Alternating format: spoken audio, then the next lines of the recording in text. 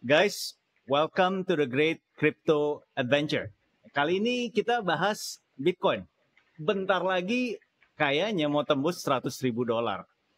Dan narasinya yang lagi kuat berhembus sekarang tuh adalah Amerika akan jadiin Bitcoin aset cadangan nasional mereka, alias National Reserve. Nah, sekarang sih masih wacana ya, jadi jangan semangat FOMO tekan tombol buy langsung gini ya. Masih wacana, tapi ya kalau beneran jadi kenyataan ya berita besar banget sih. Harusnya berita besar banget. Ya tapi buat penenang penyeimbang FOMO, aku sih pribadi agak ragu sih jadi National Reserve. Tapi mungkin kita bahas nanti bareng teman-teman. Oke, nah market sekarang juga lagi hijau guys, hijau tebal. Ya tapi di balik hijau tebal, jangan lupa banyak jurus maut bandar nih. Maksudnya jurus maut tuh ya kalau kamu trader itu wajib hati-hati, jangan terlena. Kenapa aku bilang gitu ya? Karena maksudnya volatility lagi tinggi sekarang. Ya koin-koin tertentu sehari bisa naik turun puluhan persen. Artinya kalau pas kita lagi apes beli di pucuk, kena swing ke bawah mental kuat nggak gitu ya? Kalau kita lagi apes jual di bawah, kena swing ke atas mental kuat nggak? Ya, poinnya itu sih kira-kira. Oke, nah ya contohnya Modeng, Popcat, PP, teman-teman bisa lihat itu swingnya sadis sih. Oke, nah hari ini aku bareng dua teman baru. Jody, Marketing Manager AV.ai. Nah ini sumbernya tools buat Degen yang on-chain. Ya tadi aku sempat mampir lihat-lihat. Ya kayaknya sih menarik ya. Kalau kesanku sekilas, Jod, itu kayak Dex Screener sama Trojan Bot lagi pacaran. Maksudnya kayaknya dua-duanya ada. Versi webnya kayak Dex Screener, versi telebotnya kayak Trojan gitu. Kayak pacaran gitu. Sekilas Benar, ya. Nah, lalu ada Jono atau Jonathan Hartono. Head of Strategy and Business dari Pintu Exchange. Nah, dari role-nya kan kayaknya serius banget kan.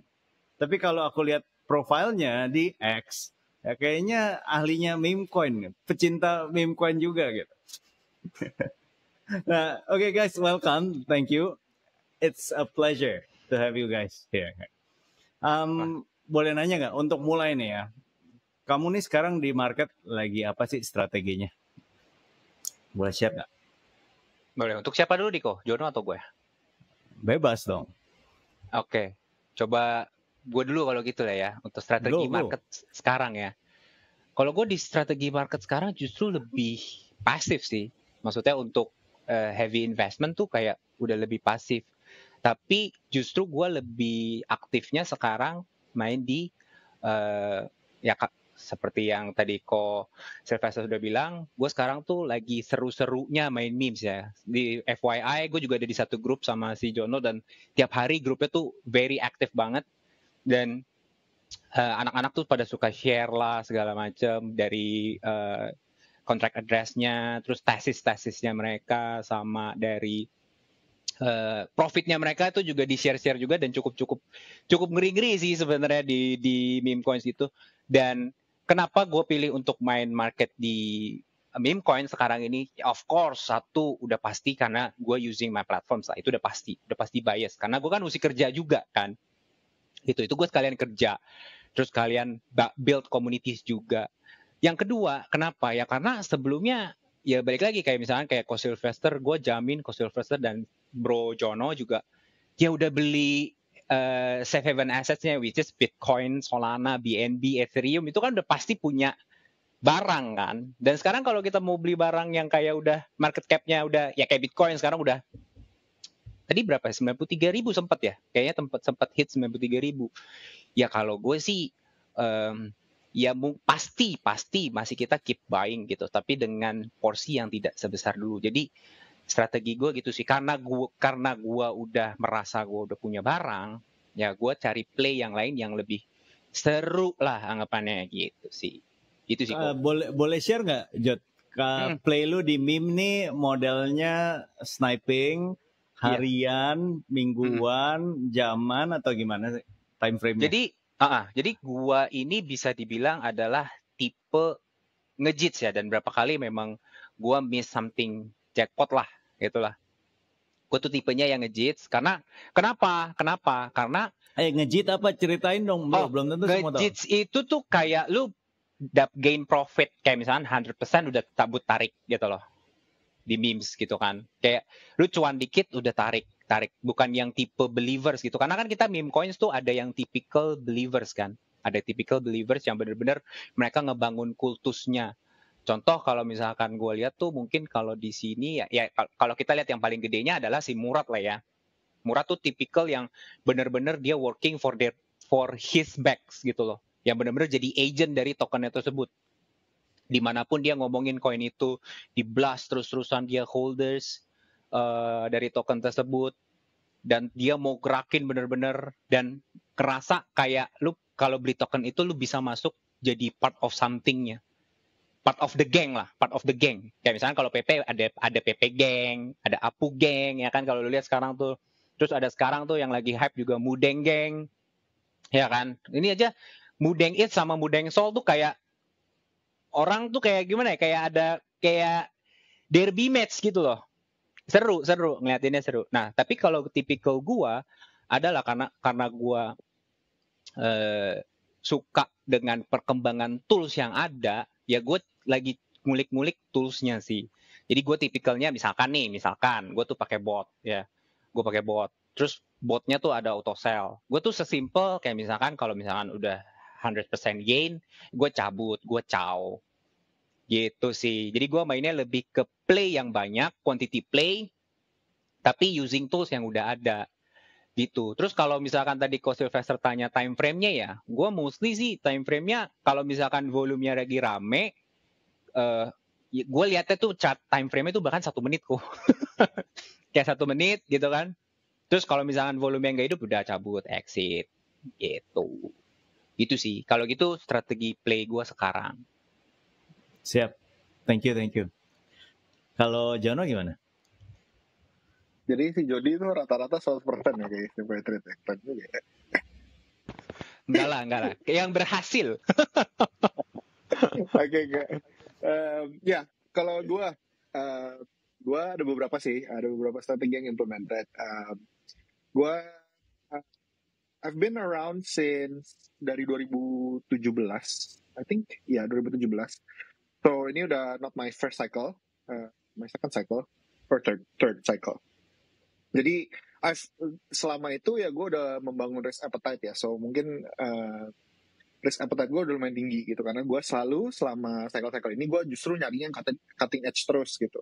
Di cycle tersebut apa yang secara teknologi dan secara di Web3 space itu apa yang lagi hot dan gue kejar itu gitu.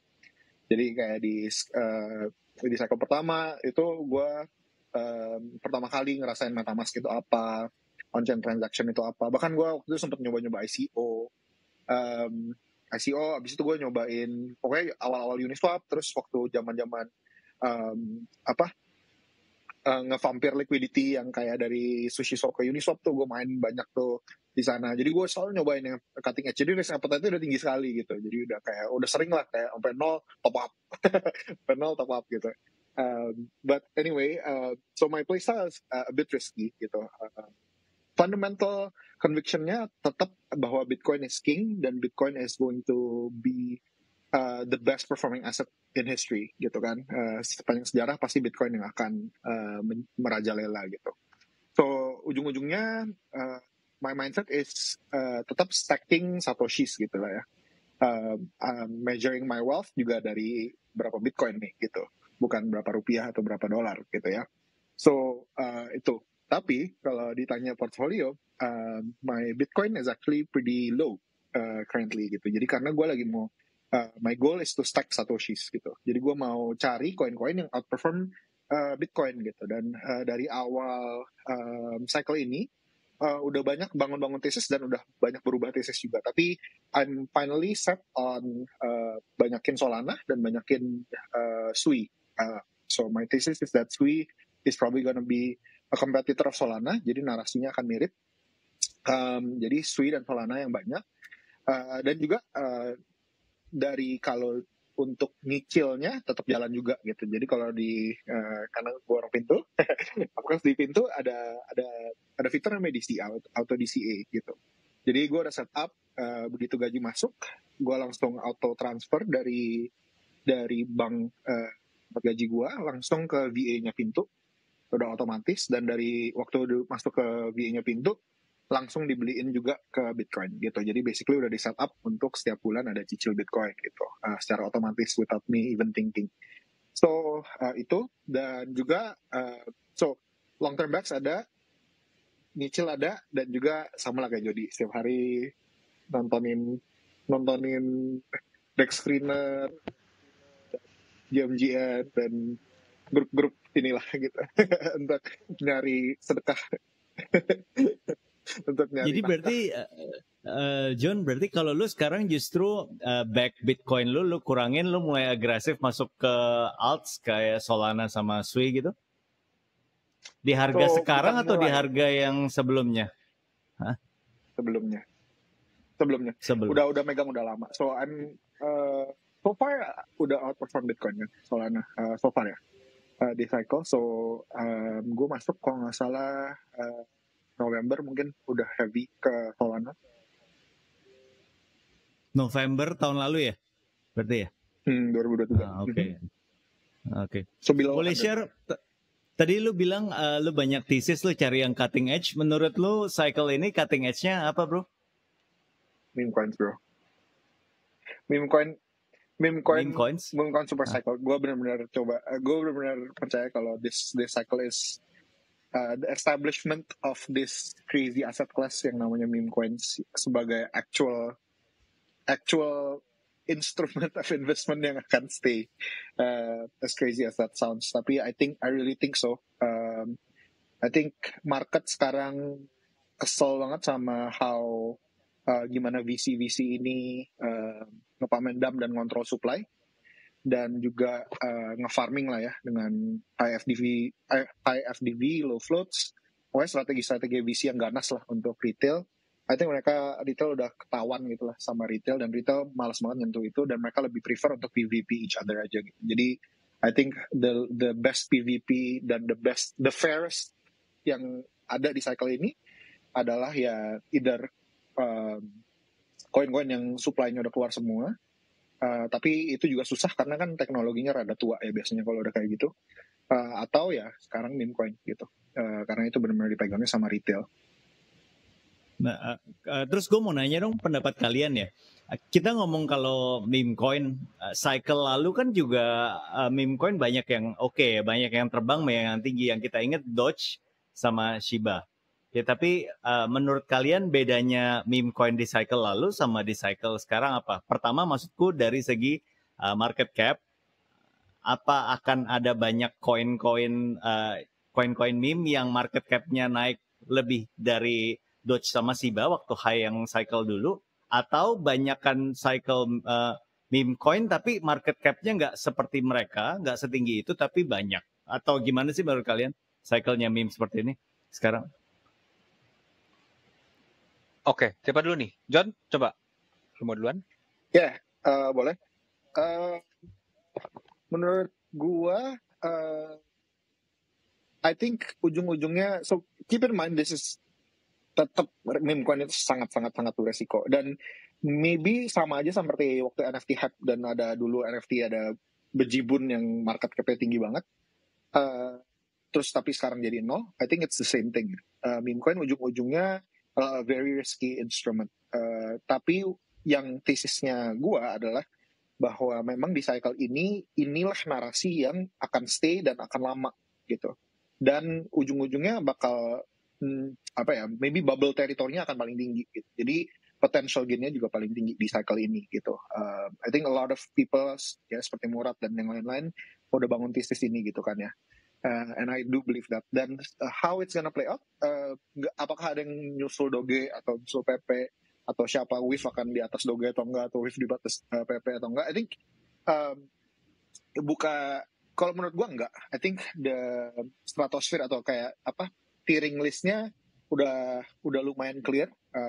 I'm not into kayak gue bet kalau PP bakal susul Doge gitu, dan gue banyak pegang PP, bukan gitu sih tipe gue. Jadi I'm not too educated kalau ada orang-orang yang punya tesis seperti itu. Tapi yang jelas meme secara kategori total capitalization-nya akan sangat tinggi gitu. Dan to a certain degree akan absorb alts yang lain yang lebih fundamental gitu sih.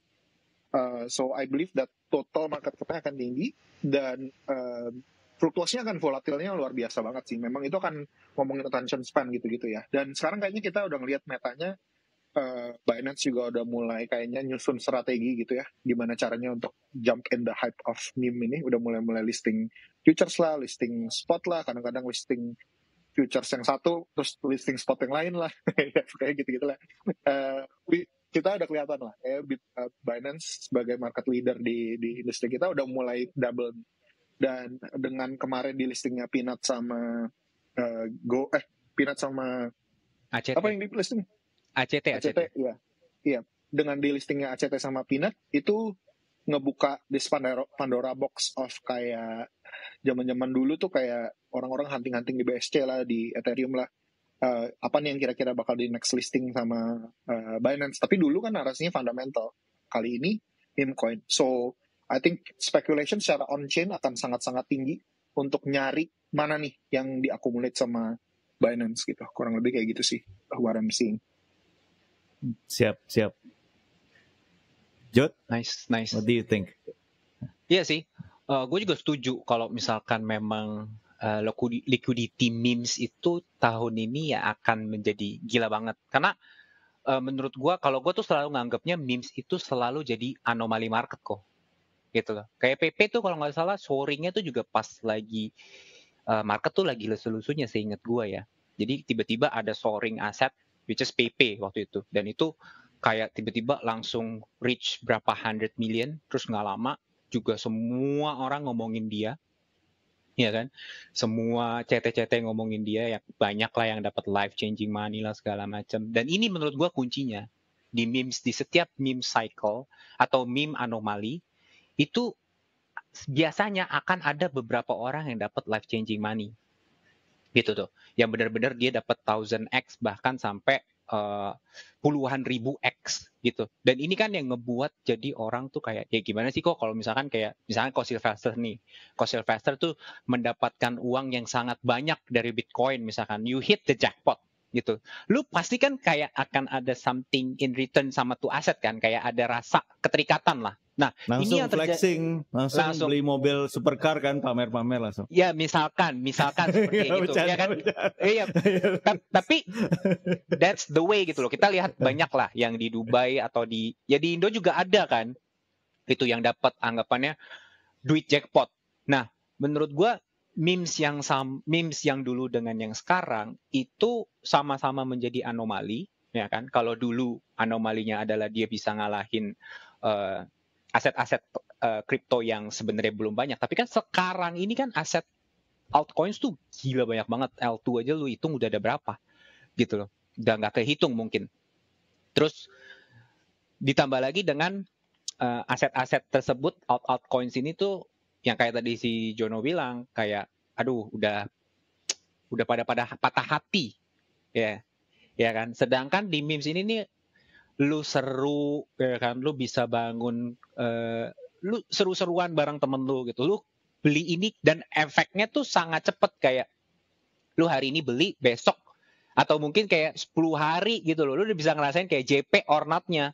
Jadi kan lu akan terus ada topik yang lu omongin, ya enggak? Nah, menurut gua sekarang marketnya itu lebih rame retailnya, ya enggak? Orang-orang normal, orang-orang biasa tuh udah mulai masuk gitu dan merasakan keseruannya. Kalau gue sih ngeliatnya kayak begitu ya, kayak seru, wah ini apa nih, dunia apa nih on-chain, bisa dari pump fund belinya, oh sebelum pump fund beli bisa lebih cuannya lebih gede, oh setelah udah 10 million market cap nih bisa jadi kayak langsung, oh ini bakal listing Binance gini-gini segala macem. Orang jadi pada punya tesisnya masing-masing, dan ini menurut gue yang membuat market sekarang seru. Dan terus bedanya apalagi?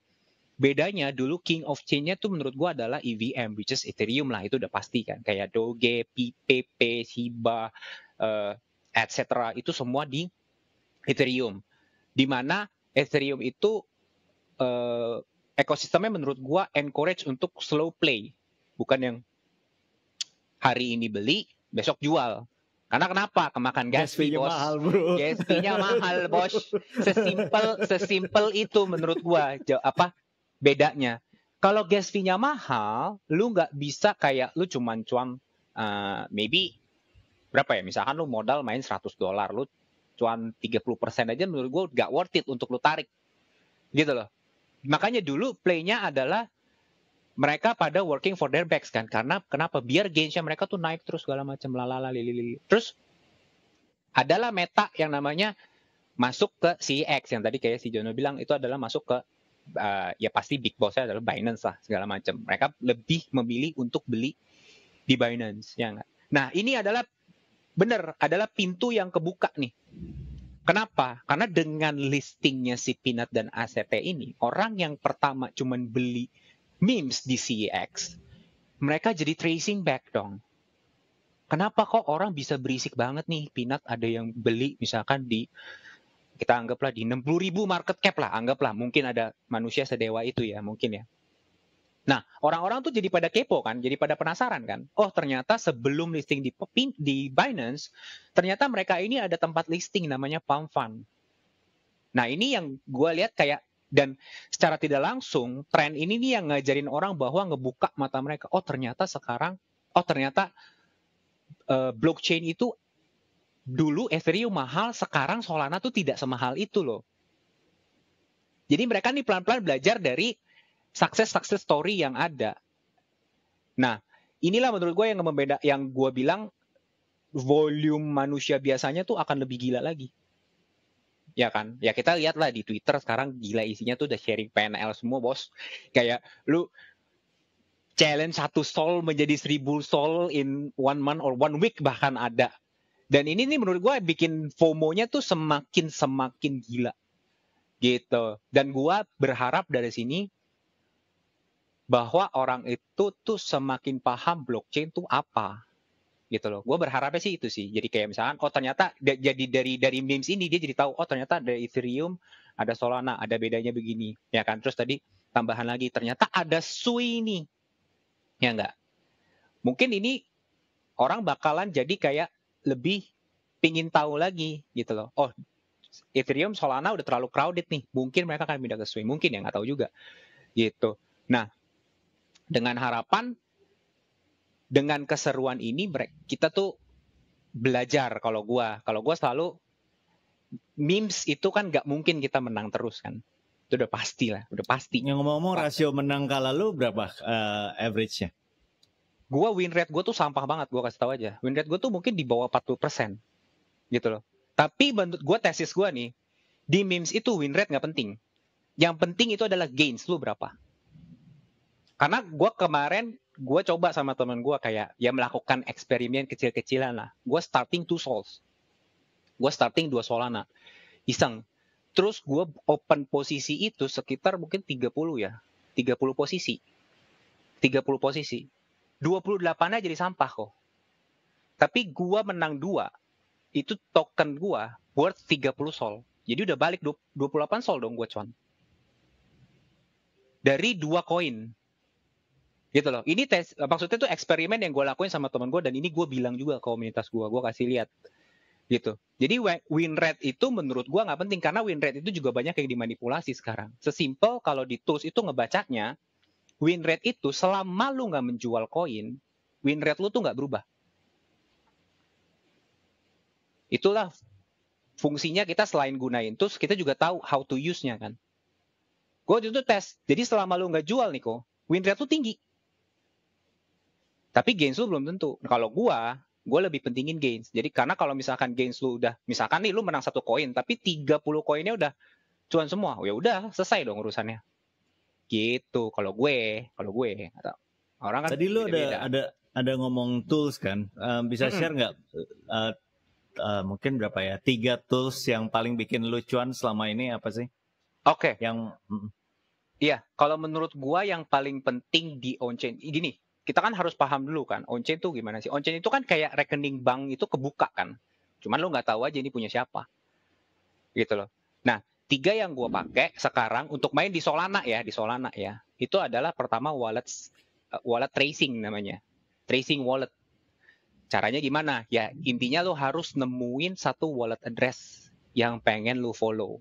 Kalau gue, sesimpel thesis gue tuh adalah gue nyari token-token yang mooning. Contoh kayak misalkan Peanut, Shagen, ACT, ya nggak? Itu kan kita kan bisa lihat list-list wallet yang mereka PNL-nya berapa nih. Misalkan deh, misalkan nih gue kasih perumpamaan ya, lu masukin $200, anggapannya 2 sol lah waktu itu ya, 2 sol. Terus lu lihat di PNL gain-nya mereka, itu misalkan menjadi $200,000 worth of, ya mungkin sekitar berapa tuh? 505.000 sol lah, anggapannya segitulah ya. Jadi anggapannya gain lu tuh gila banget kan. Nah, gue tuh nganggap ini sebagai sebagai smart money. Gitu loh. Nah, kalau sudah menjadi smart money, inilah wallet-wallet yang gue follow. Kenapa? Karena kalau gue ngelihatnya, misalkan lu sudah ada orang, ini yang gue bilang namanya orang JP kan. JP itu kan either lu jago, either lu hoki. Tapi either way, dia punya duit nih buat next play-nya. Ya dong, lu dari $200 bos mainnya. Sekarang lu punya 200, misalkan anggaplah 200.000 gitu ya, kita ngomong kasar gitu, $200.000. Nah, next play-nya pasti dia mau main lagi dong, dengan peluru yang lebih gede. Ya kan? Nah, inilah wallet-wallet yang mesti di-follow. Gitu. Nah, carinya di mana? Ya carinya banyak. Kayak misalkan di Toast, kayak misalnya tadi si Jono bilang, Desk Screener, JMG, NAV, tempat gue tuh juga bisa kita nyari. Terus, yang kedua, itu yang gue pakai adalah Sniper Bot. Kenapa pakai bot? Ya nggak? Kenapa sih trading tuh di Solana mesti pakai bot? Ya, yang gue bilang tadi, karena volumenya sekarang itu makin banyak, nggak kayak dulu cuman Ethereum lu beli di wallet bisa, ya kan? Ya tapi lu bayar mahal aja. Anggapannya Ethereum tuh mainannya orang kaya lah. Gue bisa bilang tuh Ethereum tuh kayak hobinya mainan orang kaya. Jadi orang-orang yang punya duit aja yang bisa ape in ke dalam. Solana, lu dengan 1 sol aja lu udah bisa play $100, ya kan? Lu udah bisa play. Tandanya apa? Yang bisa ngikut ke dalam makin banyak. Ya nggak? Tapi manusia biasanya pakai apa? Pakai wallet kan? Nah, kalau pakai wallet, yang namanya lu pakai wallet, lu beli, gua sih selalu saranin orang untuk ngerasain dulu. Jadi lu rasain, lu beli token micit, lu pakai wallet. Lu sign deh tuh. Lu sign ya kan? Lu cari kopi kontrak address-nya, lu sign lagi, lu beli, buy segala macam.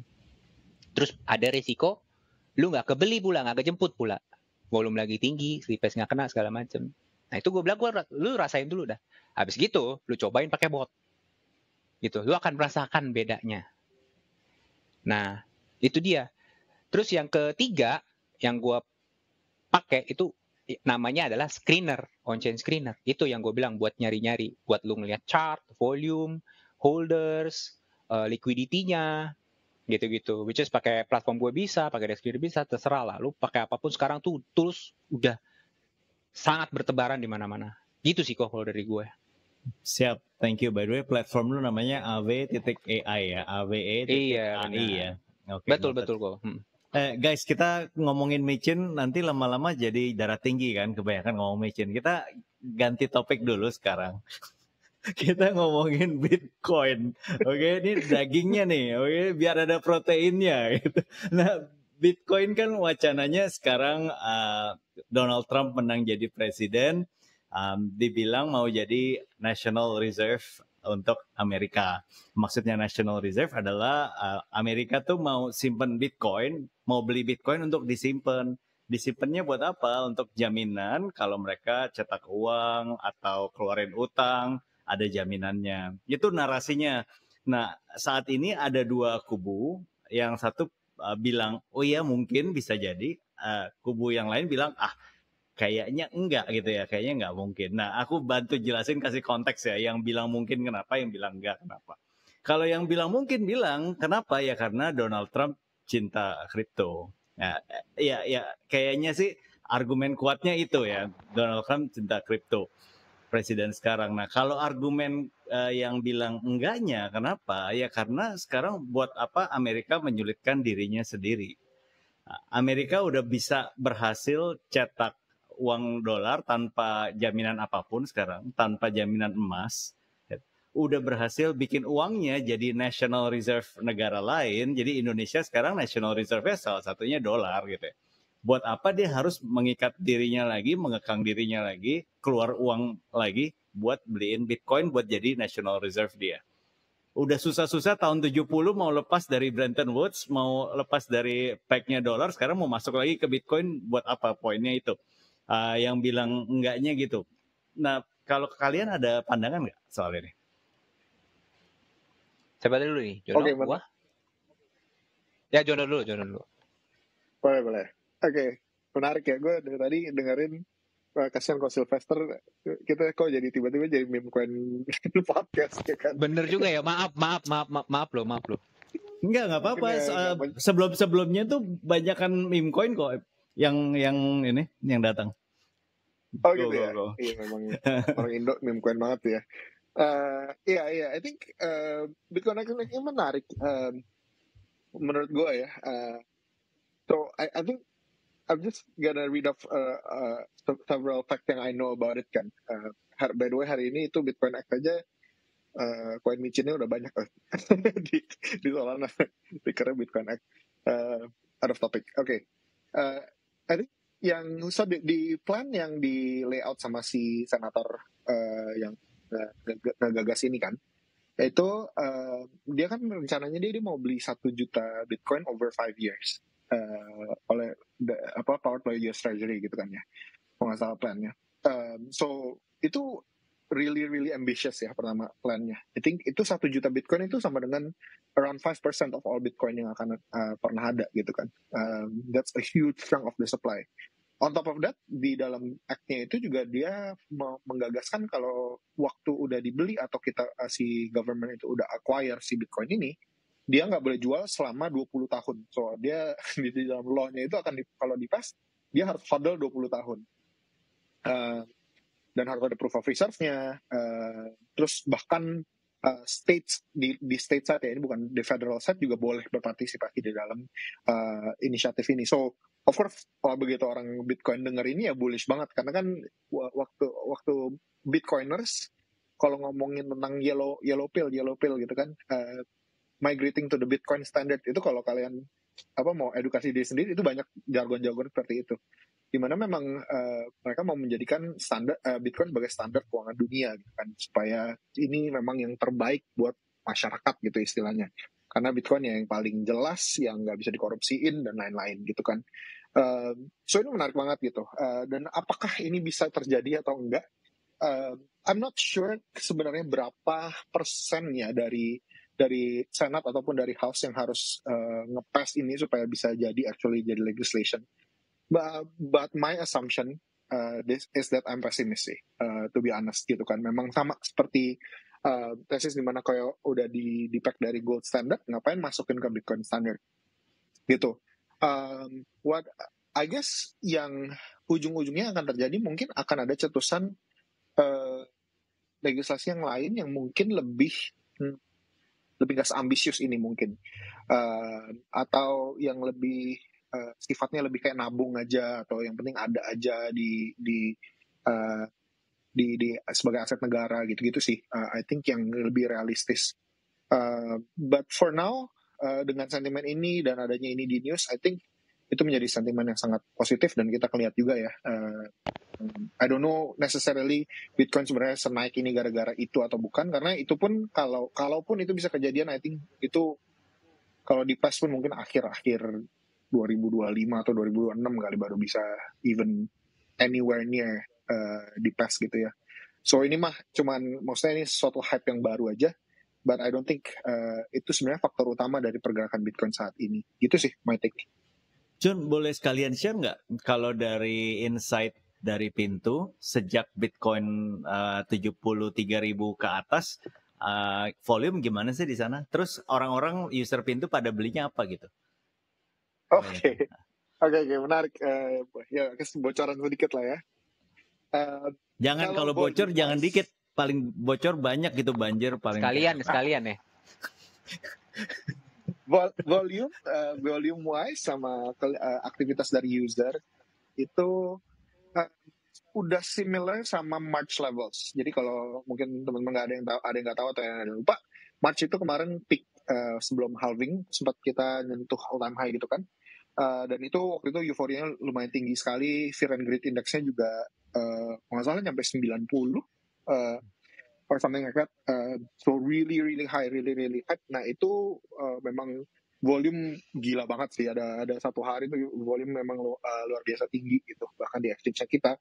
Nah ini sekarang udah nearing those levels, udah hampir on par lah ya. Jadi gambaran aja waktu March itu nge-peak, waktu selama konsolidasi yang dari Maret sampai kurang lebih sekarang ini, itu volume tuh kurang lebih setengahnya dari itu gitu kan, udah drop 50%. Nah sekarang kita udah balik lagi on the trajectory dan kurang lebih activity dari daily levelnya udah mirip-mirip lah sama activity di Maret kemarin gitu. Jadi euphoric gitu ya. Tadi gue juga udah ngecek fear and greed indexnya kita sekarang di 88, so very near sama March levels yang adalah 90.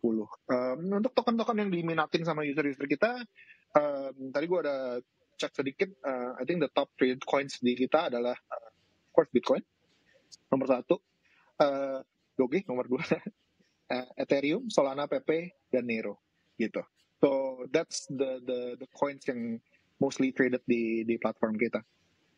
Dan just to make sure ya, follow up question, orang beli untuk trade atau beli untuk di hodl aja yang belakangan ini? Nah, that's a really good question, tapi I don't have the answer for that currently. Gue nggak tahu tuh, karena it's really hard to track. Yang pasti aktivitasnya tinggi. In general, kalau net buy-nya itu slowly going up, tapi buy sell-nya masih biasanya on par gitu lah. Jadi kalau buy-nya tinggi, sell-nya juga lebih tinggi. Siap. By the way, boleh share nggak sih, lu sebagai strategis di Pintu ya, business development gitu. So next step-nya menurut lu outlook untuk Web3 dengan adanya regulasi yang sekarang makin clear, makin ketat juga, itu yang bisa jalan win-win tuh kayak gimana sih? Oke, menarik. So yeah, currently my job is sebagai strategi and business khusus di Web3 produknya kita. So dari tadi kita udah ngomongin meme coin trading segala macam kan. So Pintu sekarang udah punya Web3 wallet di dalam Pintu app-nya. Dan udah gampangin lah orang-orang untuk kalau mau double di dalam meme coin, bisa di dalam satu aplikasi, ngirim Solana langsung ke Web3 wallet, dan di dalam Web3 walletnya juga ada swap feature di mana teman-teman udah bisa langsung cari lah apakah tickernya Peanut kayak, Wave kayak, atau nge-paste kontrak di sana, udah bisa langsung nge-swap di situ. Jadi teman-teman gampang lah sekarang, udah kayak tadi kan Jody udah sempat mention kalau rada susah bikin wallet, signing segala macam. Nah itu juga salah satu problem yang kita mau solve di Pintu Web3 gitu kan. Now again, ngomongin tentang itu, gimana kita outlook-nya ke depan, especially with the better regulation lah ya, I think yang kita bisa lihat sekarang di perkembangan di Indonesia ya, I think we're definitely udah punya clarity lah gitu untuk roadmap ke depannya, ranah bermainnya di mana, dan kita bisa ngapain aja, dan kita udah ada punya dukungan lah, istilahnya ini dukungan dari government, udah dengan regulasi yang lebih jelas, kita bisa ngapain gitu. I think a lot of interesting dan exciting things yang bisa happen kan dengan adanya CFX dan lain-lain. Itu kita sekarang udah punya features juga gitu kan. So Pintu sekarang di platform kita bahkan udah punya regulated features di Indonesia. So di Pintu udah live juga. So futures market sekarang udah bisa ada di Indonesia. Dan kita udah punya Web3, text-nya kita udah jelas. So the future is bright sih menurut gue. Ini memperjelas track-nya kita, memperjelas kayak appetite-nya investor. Dan beberapa interesting regulation yang udah keluar juga adalah entity atau corporation sekarang udah boleh KYB di dalam udah bisa trading lah, udah bisa punya account, udah boleh punya crypto gitu. So that's actually very interesting juga, dan bisa membuka institution investment juga di Indonesia gitu. Jadi even if kayak ya let's say big and powerful banks-nya di Indonesia mau punya Bitcoin, mau trading di checks-nya Indonesia itu udah boleh gitu secara negara. So yeah, stuff like that sih I think really cool, dan I think really progressing towards adoption yang baik lah buat Indonesia. Aku mau follow up dikit ya, penasaran. Tadi berarti KYB know your business kan, maksudnya singkatannya ya? Artinya Yes. kalau aku punya perusahaan, entitas misalnya PT gitu, aku bisa buka account di Pintu gitu kan, bisa jual beli di sana. Itu udah nyampe asetku, aku bisa declare kayak Bitcoin sebagai aset belum? Maksudnya di pembukuanku atau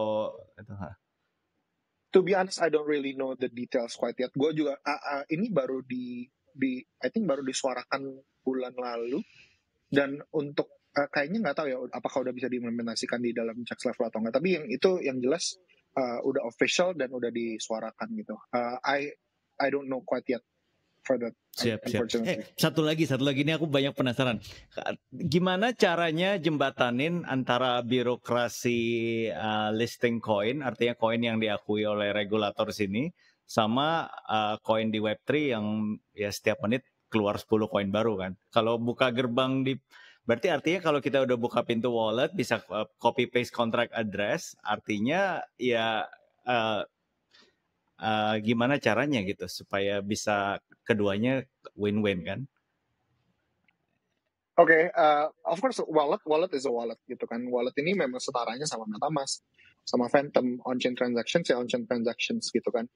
Di pintu Web3 itu kita pakai MPC wallet technology. Jadi di sini adalah maksudnya custody-nya tetap ada di user, di mana e-share yang di-generate memang masih ada di tangannya user gitu kan. So the power of the signature tetap ada di user. So ini masih hitungannya quote-unquote self-custody gitu kan. So di dalam ranah self-custody, of course itu udah beda ranah lah gitu ya. Jadi kayak memang on-chain transaction ya on-chain transactions. Dan dari sisi checks-nya sendiri, kalau kita mau listing coin, of course kita ada regulasinya di mana kita harus ngelaporin atau mengajukan ke Bapepti untuk bisa di-approve untuk bisa diperdagangkan. Gitu sih. Oke, noted. Ya, sip. Guys, so terakhir mungkin yang happy outlook-nya mau tutup tahun kan nih udah ya. Outlook-nya Bitcoin harga berapa? Waduh. Siapa dulu nih? Gua. Tutup tahun ya? Waduh, susah juga. Sebulan lagi ya? Tutup. Iya, like more than like 1 month. Ya mungkin 1,5 bulan kan? Ya 1,5 bulan sih, kalau dari prediksi gue sih mungkin Bitcoin ya, untuk Bitcoin only itu harusnya bisa sampai sih 100.000 harusnya. Tapi balik lagi, karena itu angka psychological juga pasti akan banyak yang isengin gitu loh, karena orang-orang sudah siap nih bahwa akan taking profit atau bahkan pas di 100.000 atau bahkan sebelumnya. Jadi menurut gue big player udah pasti akan anticipate tersebut, tapi balik lagi kalau misalkan volumenya memang sekencang itu pasti akan lewat sih. Jadi 90.000 kan gue juga pertama tuh udah pesimis kalau bakal lewat 90.000 gitu loh. Tapi ternyata lewat juga. Ya, which is a good thing. Gue pesimis tapi lewat kan bagus dong buat kita sebenarnya gitu. Jadi ya gue akan coba pesimis lagi ke 100.000. Ya mungkin di 98.000 ya, mungkin ya angka-angka yang agak ngisengin gitu loh, 97, 98.000 gitu. Gue sih berharapnya di situ sebelum akhir tahun. But kalau misalkan lebih, gue more than happy sih. Siap. Joe? Gue gak punya prediksi lagi kalau time frame pendek gitu. Yeah, I try not to make prediction kalau time frame terlalu short, but I really believe yang di cycle yang FOMO itu institutions ya. Dan I think that's another game. Dan kayak dengan suku bunga yang akan continue to di lower, dan secara historis juga itu impact ke ekonominya ada lagging factornya. Pretty bullish this cycle, so I'll just say that my goalpost for per day cycle ya 150 sampai 200 ribu dolar lah ya Bitcoin. Kalau short term mah who knows man. But biasanya kalau udah kayak gini itu dip 10% tuh udah paling max sih biasanya. Kalaupun Bitcoin konsolidasi, pokoknya apapun target koreksi yang retail punya itu nggak mungkin kena sih. Kalau dia ngarepin gitu di fibnya Fibonacci lainnya mau nyampe 618 atau sampai 5 tuh biasanya nggak mungkin dikasih sih, langsung digeber lagi gitu. Ataupun kalau kena juga blitz banget kayak cepet banget gitu. So who knows lah kalau Desember. I don't want to predict. Siap. Guys, thank you guys. Teman-teman, aku taruh profilnya Jody dan Jono di profile di deskripsi video ya. Guys, thank you. See you on the next adventure. Bye. See you, Ko. Thank you. Bye-bye. Bye-bye, bro.